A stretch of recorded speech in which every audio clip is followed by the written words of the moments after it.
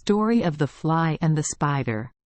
At that time, there was a king who fought through many arduous wars and then won them all, capturing many prisoners, so every year he held a state banquet and invited all his courtiers to attend to celebrate his glories. At that time, there was a type of rude comedy that kings were very fond of, and musicals and dance plays that brought on stage different peoples with their customs and traditions. For example, the British and the Turks, and even the Jews. At that time, the king will ask to bring him a book in which the customs of the peoples are recorded so that he can check whether the opera is accurate or not, and it will be clear which author is accurate. Also read the same book. One time, while studying that book, the king suddenly saw a spider crawling from the table onto a page of the book, in the corner of which there was already a fly. So what does the spider want? Of course he wanted to catch the fly. But at that moment, a light wind blew, lifted the page, causing the spider to swallow it. The spider returned to its starting point, patiently waited for the wind to calm down, acting as if it didn't notice the fly at all, and then it tried its best to crawl onto the page again. But the wind blew again, lifted the page, and once again the spider backed away. The same thing happened several times, but the spider moved little by little until it placed one foot on the page. And the next time, when the wind blew to lift the page, the spider was completely on the page, but this time the page was completely turned over, leaving the spider on the other side with the fly. And at that moment, I don't need to tell you what happened to the fly. The king watched this development from beginning to end and wondered. Something told him this wasn't just a random incident but a message sent to him. He thought and thought about its meaning until he fell asleep on the book. In his sleep, the king dreamed that he was holding a diamond in his hand. When he looked at it, he saw many people from inside. That came out. He threw the diamond, but those people took down his portrait hanging on the wall and beheaded him in that picture. Next, they grabbed the crown hanging above it and threw it into the landfill. All that happened in the king's dream. But it didn't end there. Those who came out of the diamond tried to kill him. But the king, who was lying on a page of the book, was suddenly lifted up by a gentle breeze, forcing those men to step back. When the page came to rest, they turned around, but once again it was lifted by the wind and once again it saved him. It happened like that several times. The king longed with all his heart to know which page was protecting him and which people's customs and traditions were written on that page. However, he was too scared to look at it, and the best he could do was to scream in surprise in his sleep. Aha!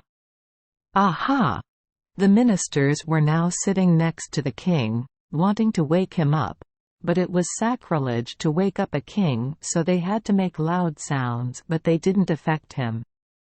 Meanwhile, in the king's dream, a tall mountain approached him and asked him, "What are you shouting so loudly?"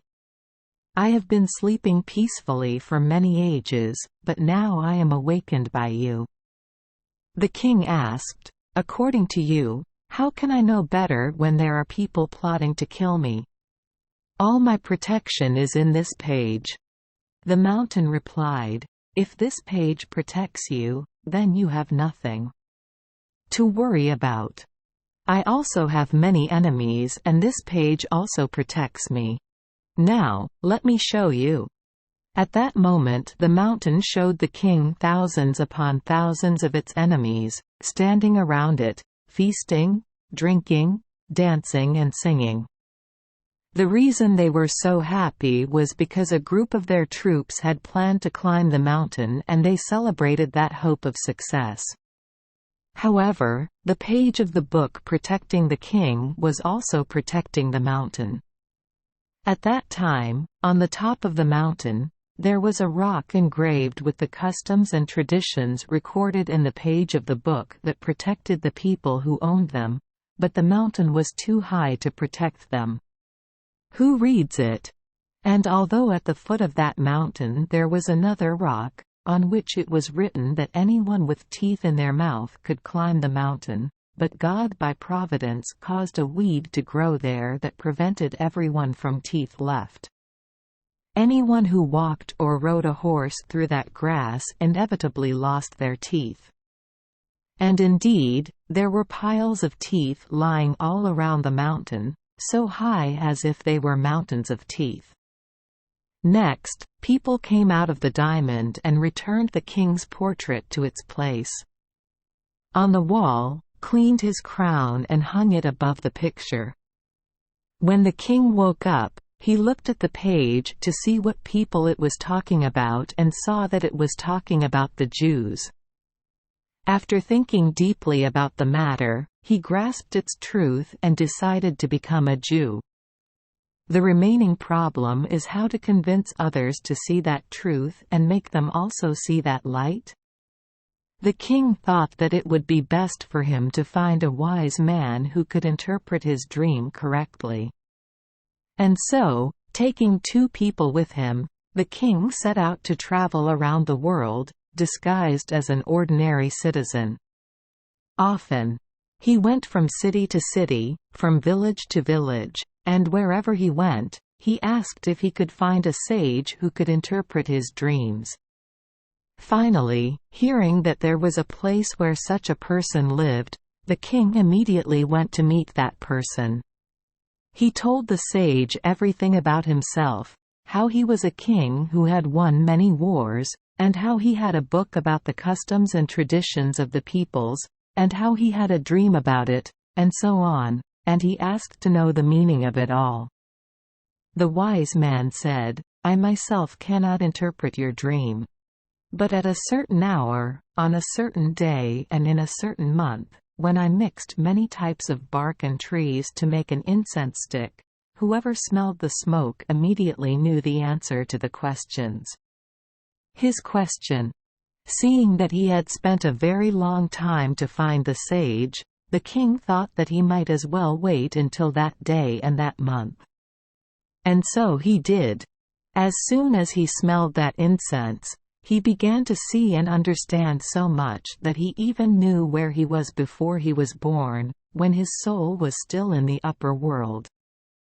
He actually saw it coming down from that world to this world and heard the messengers announce, "Whoever has something against the birth of this soul should say it now or forever keep quiet." And at that time there was apparently no protest until someone ran up and shouted, "O Lord of the universe, please listen to me. If that soul was born into this world, what more would I have to do there, and why was I created?" The one who spoke was the demon king Samael, and he was answered, "This soul must descend to the lower world and you will have to use it in the most beneficial way." Hearing that, Samael set off and walked straight. The king's soul was still led through many worlds until it came to the heavenly court to give his words. Christmas oath. Meanwhile, there is still no trace of Samael. A messenger was sent to find him, and when he returned, he brought with him one of his comrades, an old man bent with age. The old man said with laughter, "We have found the best way to use this soul. Now, his soul can descend." And so, the king's soul is allowed to descend to earth. And that incense also made him see everything else that had happened to him. His being appointed king, the battles he fought, the prisoners he captured, among them a beautiful woman with great strength. A rare charm that, although it appeared to be her own, was not actually that of the diamond hanging above her. And there was more to this story, but the rest was never recorded.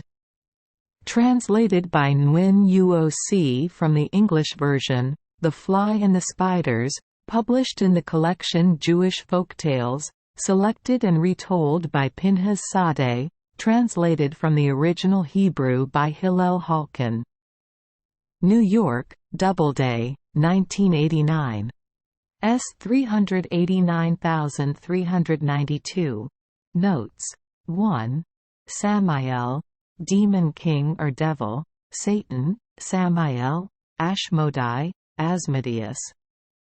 The name in the original Hebrew means opposing, used as a personification, as one who incites others to do evil. According to the beliefs of many religions, it is a deceitful, evil and supernatural agent that influences human behavior. According to the Christian tradition, including Judaism, Christianity and Islam, Satan is an extremely dangerous face, the leader of evil spirits or fallen angels, and is himself a fallen angel. They were once the first rank of the 10 angel armies, punished by God for daring to be arrogant and challenge his power. Therefore, today, the remaining angelic armies are called the 9 orders of angels.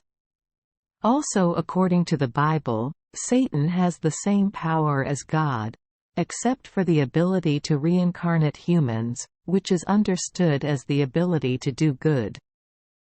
In religious literature, Satan appears with many different disguises, in human or animal guise, and with many different names such as Beelzebul, Belial, etc.